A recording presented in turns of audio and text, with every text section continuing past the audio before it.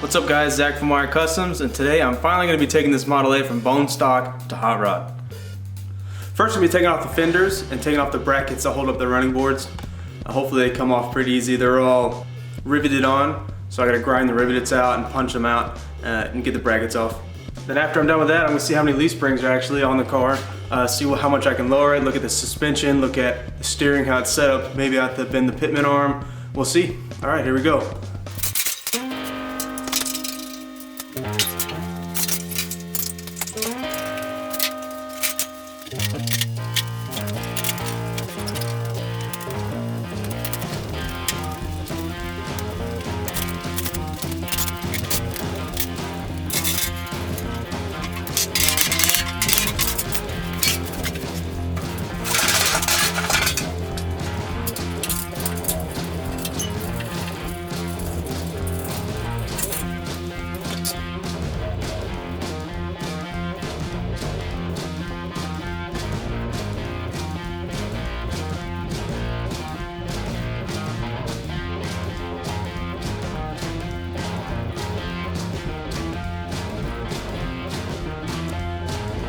So on the Model A,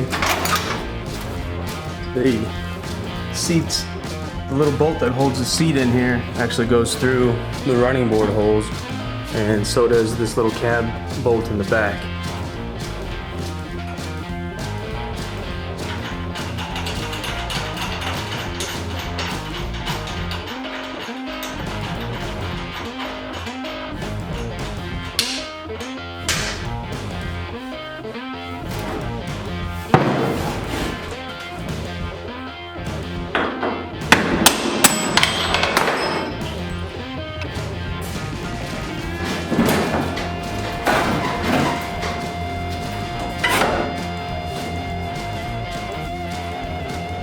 It looks like at some point in time someone welded on this running board bracket.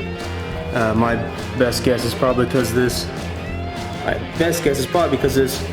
rivet right here is loose and the whole bracket moves side to side, if you can see that. So I'm gonna have to cut that off.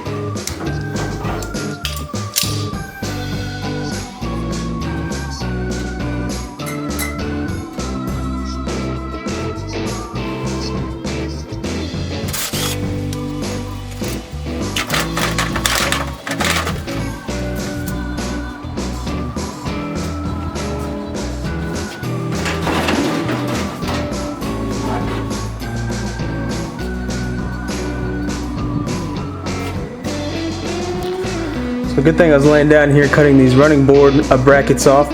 I noticed that the bottom of the door is cracked right here along the seam, which obviously just means rust. Someone painted high build primer over this, so that's not good. It's not a good sign. That's a sign that the high build primer can't stay. So.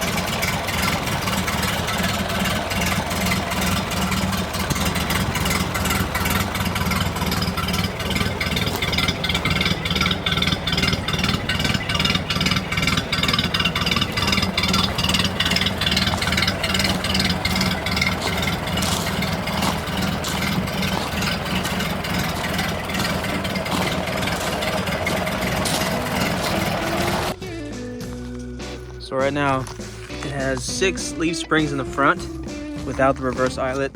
So that's probably about as low as I can go before I can start bending up my pitman arm.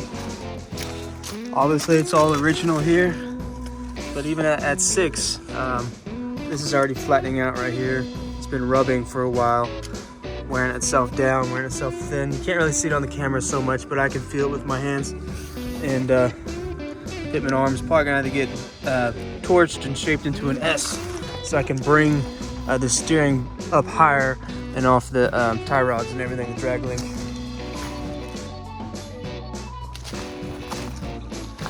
For the back, I have these big truck tires that supposedly came off old Army Jeep. They've had a little bit of rub issues in the past, but that's because my cab wasn't centered. I fixed that a while back. But I'm not gonna be able to lower the back anymore without tubbing it.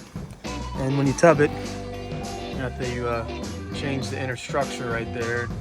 I'm not ready to do all that because I'm gonna put the V8 axles on it anyways. And I need to see how wide those are gonna be with the wide 5 rims anyway.